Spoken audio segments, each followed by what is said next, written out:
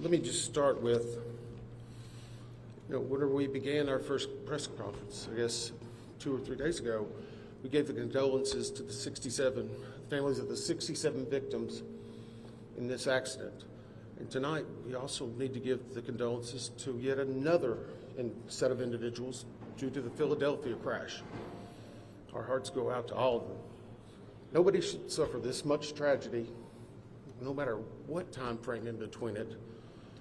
But know this, we will find out what happened in both of those accidents. We will make recommendations, and we will attempt to never have to deal with those type of accidents again. I want to give you just a couple of facts right off the bat, just in case there's any questions. Last year, the NTSB investigated across all modes 1,288 different events. Aviation accounted for 1,204 of those. We currently have open 1,145 investigations in aviation. Last year, we had multiple accidents with 6 or more fatalities. Across all of our modes, which are primarily aviation, we dealt with 343 fatalities. We currently have open 1,100 recommendations, and in aviation, there are 283 that are still pending. The team that is working on this crash at DCA collectively has over 350 years of seniority with the NTSB. We will find out what happened, and we will do everything we can to prevent it. But I don't want anyone to think, because we are working 2 accidents, this is what we do. Week in and week out. Just today, a lot more people are paying attention to it. I want to take an opportunity to introduce Bryce Banning. He hasn't really spoken the last couple of times, but he's been working hard, putting together a lot of information. Bryce joined the NTSB in 2012 as a senior aircraft investigator. He's been the investigator in charge on hundreds of aircraft investigations. He's an airline transport pilot with commercial privileges for single-engine land and sea, certified flight instructor, multi-engine instructor, and instrument instructor. He's also a certified airframe and power plant mechanic. Bryce has accumulated over 8,000 hours of flight time in all types of aircraft, ranging from Pipers to Navajos, King Airs, and Lear. He served in multiple management positions for multiple airlines, and he has been leading this team since the inception. He's going to brief you on some details that we have, and then we'll come back with some additional details.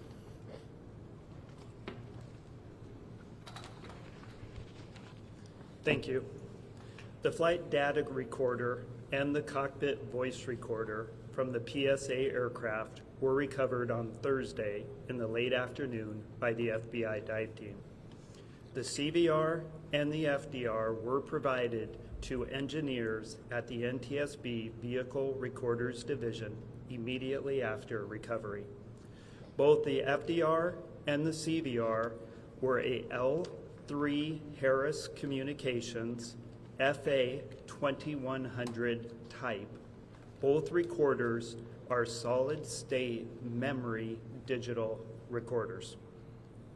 Both the CVR and the FDR were downloaded successfully.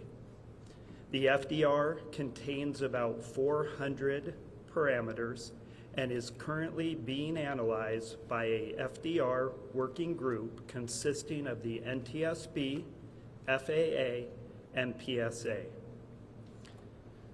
The CVR contained about 2 hours and 4 minutes of good quality audio. ADSB and FDR time were correlated. Timing will continue to be refined. Times are in Eastern Standard Time and are preliminary. The FDR captures the entirety of the accident flight. The CVR audio, because it is only 2 hours in duration, starts mid-flight. Prior to initial descent, the crew briefed the arrival for the Troops 5 arrival, followed by an ILS approach to runway 1 at DCA. Around 8:15, the aircraft left 37,000 feet for an initial descent. At 8:39:10, Potomac approached, cleared the crew for the Mount Vernon visual runway 1 approach. At 8:43:06, the crew made initial contact with the DCA tower. The tower controller then asked if the crew could switch to runway 33. After a brief discussion between the crew, they agreed to runway 33. At 8:45:27, the autopilot was disconnected. At 8:46:01, a radio transmission from the tower was audible, informing Pat 25 that traffic just south of the Wilson Bridge was a CRJ at 1,200 feet circling to runway 33. At 8:46:29, the crew received a 1,000-foot automated call-out. At 8:46:47, DCA tower cleared other jet traffic on runway 1 for departure with no delay. At 8:47:29, the crew received a 500-foot automated call-out. At 8:47:39, a radio transmission from the tower was audible asking Pat 25 if the CRJ was in sight. 1 second later, the crew received an automated traffic advisory stating traffic. At 8:47:42, a radio transmission from the tower was audible, directing Pat 25 to pass behind the CRJ. At 8:47:58, the crew had a verbal reaction, and FDR data showed the airplane beginning to increase its pitch. Sounds of impact were audible about 1 second later, followed by the end of the recording. A CVR group consisting of party representatives from the NTSB, PSA, ALPA, and the FAA has been convened. The group is currently working to transcribe the entirety of the CVR recording verbatim. Thank you. We will take some questions at the end, but we have some additional details we definitely want to brief you on today. I want to clarify something that was, I think, presented by NTSB at some form, specifically around air traffic control.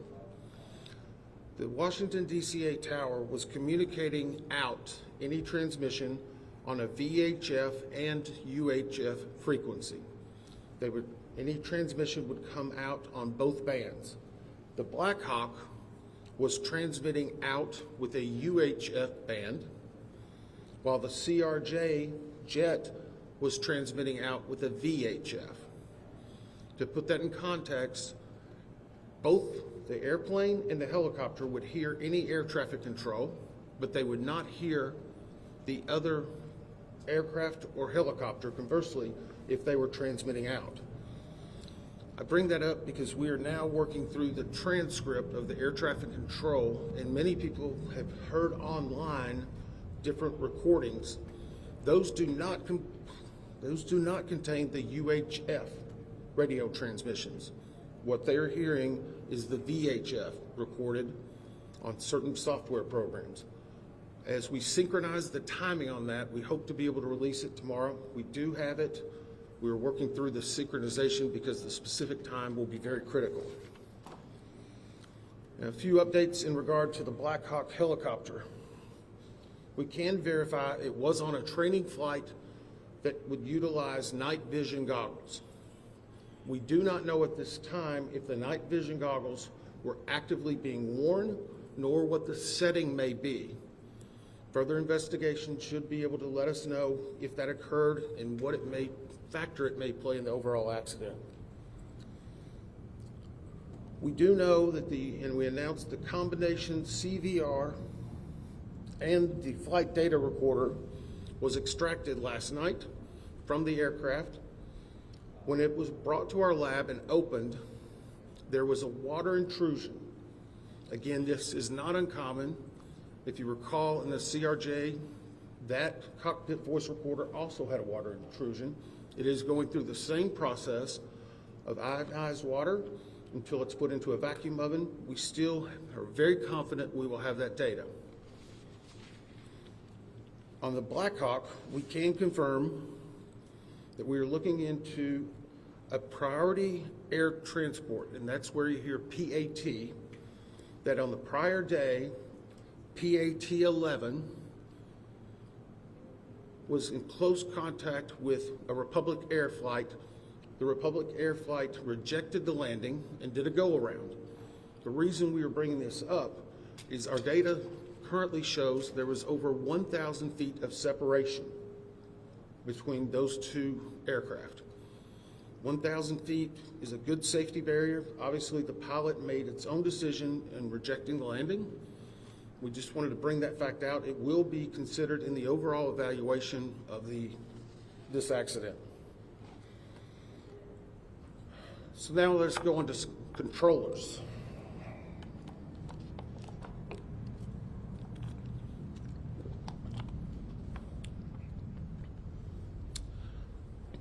At the time of the accident, there were 5 controllers in the air traffic control tower cab at DCA.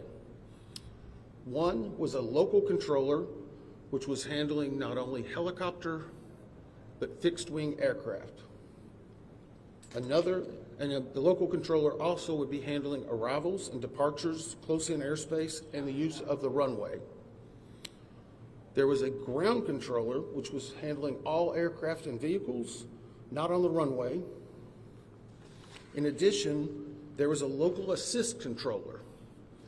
This person is responsible for assisting the local controller in any type of actions that are needing, reviewing data, scanning the field, a multitude of different things. You will not hear the assistant controller on any of the ATC tapes, but we can confirm that person was in the cab. In addition, there's an operations supervisor who has direct oversight over the tower. This is someone who manages everyone that's involved in the operation, along with an operational supervisor in training. That leads us to confirm there were 5 people in the tower at the time of the accident. At this time, we have interviewed the local controller, the ground controller, and the local assist controller. We anticipate having the interviews with the operations supervisor and the supervisor in training conducted no later than Monday evening. And for a little bit of context, this is a controller's worst nightmare. It hits everyone that works in that cab and knows them very hard. These interviews take a long time, not because there's that much talking, but there's several breaks that occur for emotions, just to be able to compose themselves to talk about what happened. We want to be thorough. If we need to go back for additional information, we absolutely will. We're getting full cooperation and access to those individuals we need. And we hope, again, to have them completed no later than Monday.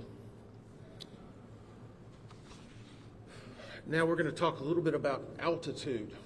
And I'm going to preface this, and we're going to try to work through your questions. But I want to be very clear. Our team has had some internal debate on releasing one part of this. And whenever I explain it, I hope you will understand why.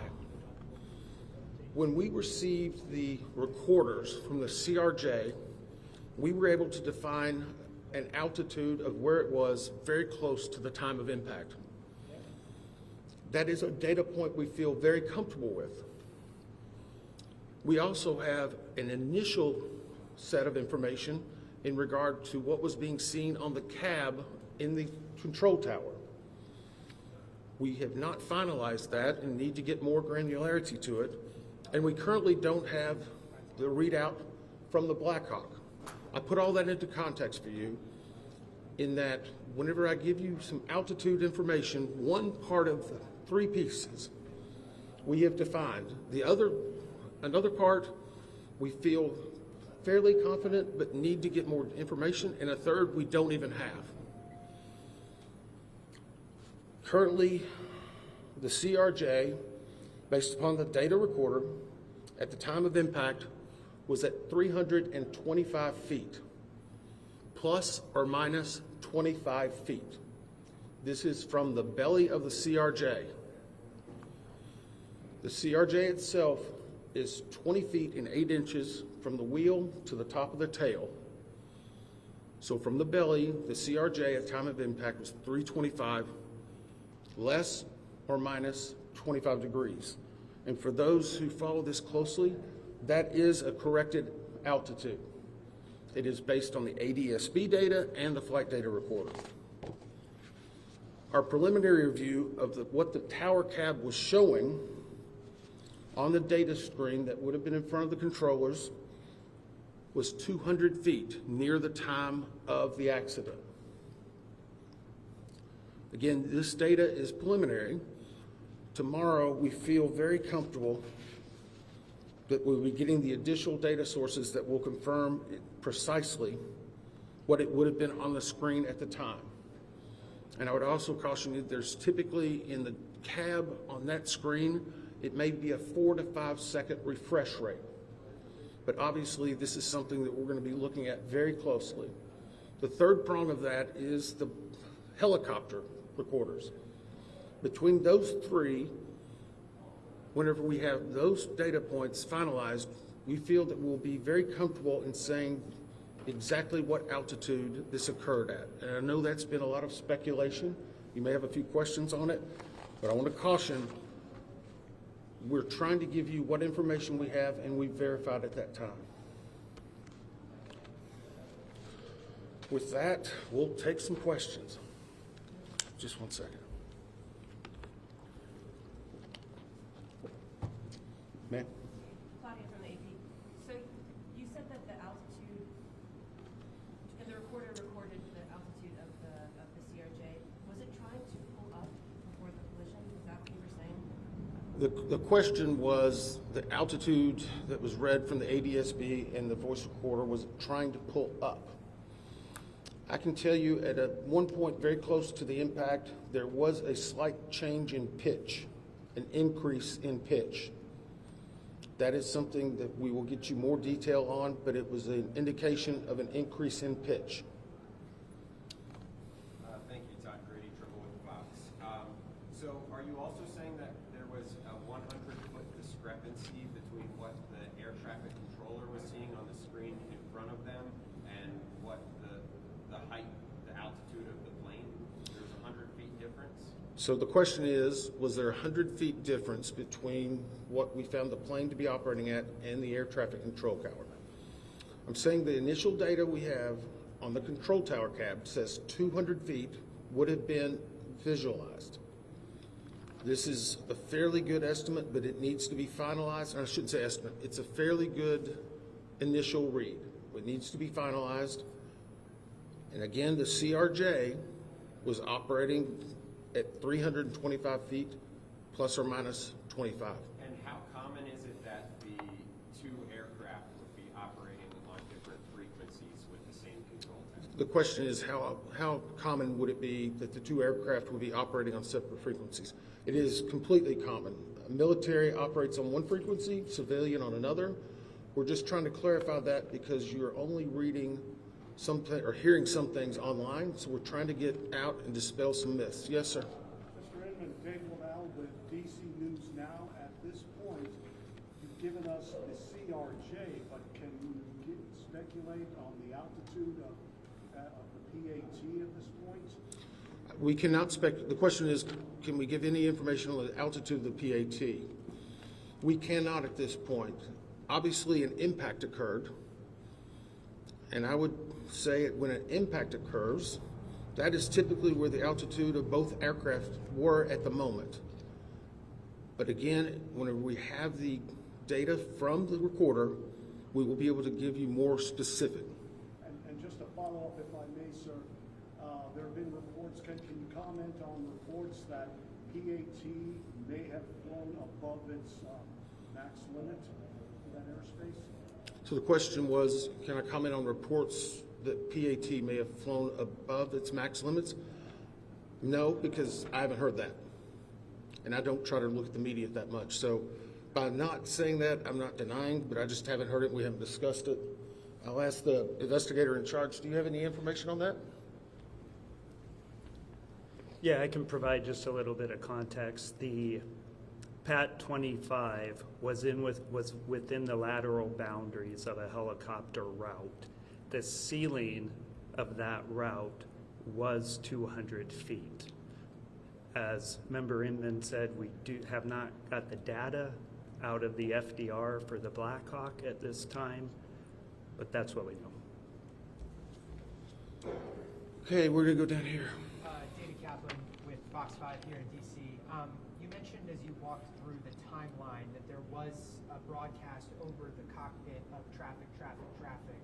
Can you talk about what indications, if any, you had that the plane's anti-collision system was working? It's my understanding that that broadcast goes out if the system has been activated. Can you comment on what you've learned about the anti-collision system? The question is about the traffic that was heard on the cockpit voice recorder. I can say this, we're defining what is inside of each system and what they were outputting. Because of the unique nature of military aircraft, we need additional specialization, which we have. But for right now, we're trying to present you with what we've heard, so we need further information to be able to find why it was indicating traffic. Yes? The night goggles, how will you determine if they were wearing the night goggles or not? Question was, how will we determine if they were wearing the night vision goggles or not? Part of that will be based, and we already know during the extraction of the bodies, how they were presented and what was around them. I can say that impact was very significant. And so it will take additional analysis of their helmets, the attached areas. We're looking to find if the night vision goggle bags, whenever we extract the aircraft, are they empty? Are they found in the debris field? There's a lot of different variables we need to find out before we determine that. Yes? Thanks, Chase Williams with Fox Business. I know that it was 4 minutes before impact that there was a runway switch. They switched to 33. How routine is that, and is that enough lead time for pilots and other traffic in the area to be aware of, a change in the patterns? Okay, so the question was in regard to, and the term you used was runway switch. And we briefed this yesterday. The CRJ was on approach to runway 33. They'd been brought in that way. As they were coming in, they were asked by the air traffic control, could they accept, or sorry, let me reverse that. They were coming in on runway 1. As they were on approach, the air traffic controller said, can you accept runway 33? That is not an uncommon occurrence at DCA. It creates an arcing of the flight path, so it's very normal. Pilots were able to discuss it. They accepted it. They appear to be on a proper, at least, lineup at that time. So right now, we'll evaluate it with all the other facts and data, but it is what it is at this point, I guess. Yes, sir. Yeah, Dominic Louis with NBC Washington. I just have a question about the staffing of the air tower. Can you tell me if that's common for it to have that level of staffing, or is it traditionally more people inside the cabin? The question was the staffing at the time of the actual accident with the 5 individuals. I have not gotten an update from the air traffic control people. I know the primary thing we wanted to get was exactly that, and there's been discussions because, again, typical can change based on the day of the week, the time, the weather. So we will not categorize anything as typical right now until we can present it in a better fashion. Yes, sir. Eric Gilchrist with NBC News. If I heard you correctly, you said that the tower was able to see the airplane at 200 feet. The tower instruments read at 200 feet. Did it not read where the helicopter was at the same time? The question was, it was reading the airplane. Could it not read the helicopter? It could read the helicopter. And the reason why I'm saying it could, and this is again getting into more specific information, the definition that's needed for us to evaluate that further will be downloaded tomorrow. Do you want to answer a little bit on how those control towers, or I'm happy to continue. Okay. Those monitors obviously assimilate different pieces of information. So our initial read was showing that. We're giving you the 200 feet as indicative of the CRJ. I don't want to speculate specifically on the Black Hawk. Sorry, it's reversed, right? Come on. So, as previously stated, we know that the FDR and data provided indicated that the CRJ was at 325 feet, plus or minus 25 feet. We also, initial preliminary data right now indicates that on the tower's radar scope that was available to the controller, initial data indicates that indicates that he may have seen 200 feet. That needs to be verified. Our ATC group is working it. We will have more data available, but those are the initial indications. And no indication for the Black Hawk though on that screen at that same time? The data that I'm talking about, the 200-foot data that would have been available on that radar scope, that was the Black Hawk. The 325-foot that we've given you is ADSB data, FDR data, other data combined to get a accurate altitude of the CRJ, 325 plus or minus 25. The radar data, where that helicopter is down at 200 feet, it has less fidelity. So our team is looking into that, but I think it's important to note that this is a complex investigation. There's a lot of pieces here. Our team is working very hard to gather this data, make sure we, as Member Inman has said, understand why this happened. Sorry, Bryce, can I just... Hang on, I'll call on people. Yes, ma'am. Can you just confirm what your colleague just said, that the CRJ was showing at 375 feet and Black Hawk was showing at 200? So the question again, and I'm going to try to say this one more time. The CRJ, at the time of impact, based on ADSB data and the voice and the data and the flight recorder, shows that that airplane was positioned at 325 feet plus or minus 25 feet. On the radar scope in the cab, our preliminary review shows that the Black Hawk helicopter would have visualized at 200 feet. It's not as defined. That is preliminary. We will get more significant information. We wanted to present the 325 plus or minus because we knew that. We have good certainty with it, but without presenting it with the radar scope information or with presenting that, it could cause some conflict. So I'm going to be very careful to make sure we still have a lot more work to do. These are one of thousands of data points and will be hundreds of thousands of pages. We're trying to release the information as we know it and make sure we're giving the best information that's accurate and learning from it. Yep.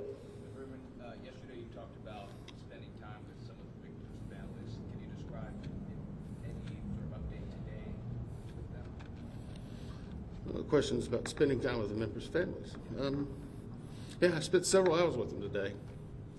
There's more, some new. There's some that have been there for 3 days.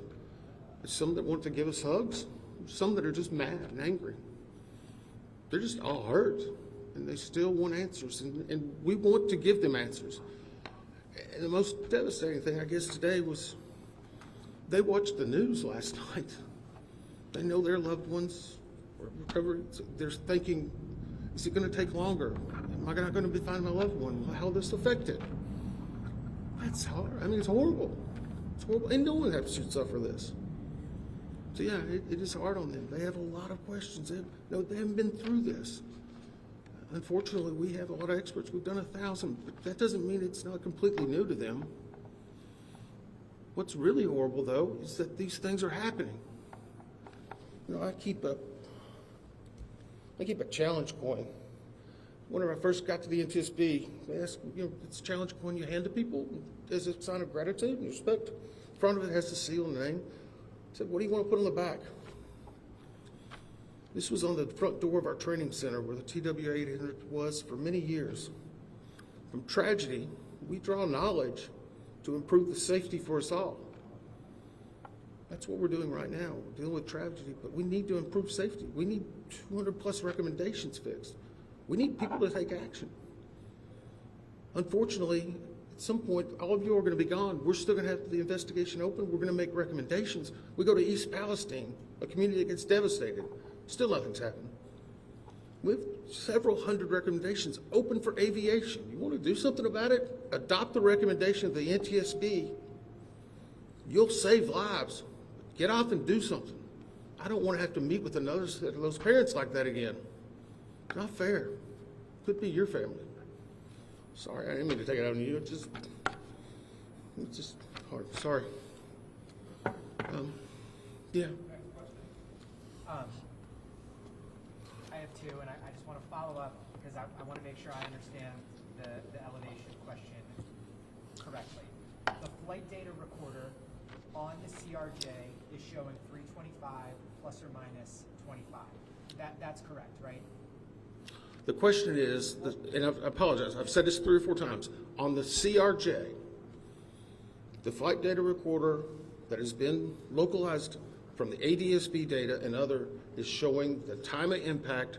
It was at 325 plus or minus 25 feet. Okay. The 200 feet inside of the air traffic control cab was for the helicopter. Is that The question again, the preliminary data that we have not validated yet and are still trying to verify was that the radar scope was showing the helicopter at 200 feet. Now again, we're not saying plus or minus because we don't really know that. It's not as granular. We will have the exact data set tomorrow evening. We knew you would have some questions, so please be responsible in reporting this. We need more info, but we know that some of that information is coming out and we're trying to provide it. No more. Sorry, I've answered the same question several times. Sorry. Go ahead. This is just a clarification point on this topic. I understand what the radar scope in the ATC cap was showing and what the black box showed you from the CRJ. I guess the question is, what would explain the discrepancy, which appears to be 100 feet, when clearly they hit each other? So the question is, what would explain this discrepancy? That's what our job is to figure that out. That's what we're doing. That's the reason we're giving you information to dispel some information that may be out there. We're the gold standard across the world because we tell the facts. And sometimes we have to give a little bit something preliminary so that you don't have an improper picture. That's what we're trying to do. Thank you. Thank you very much.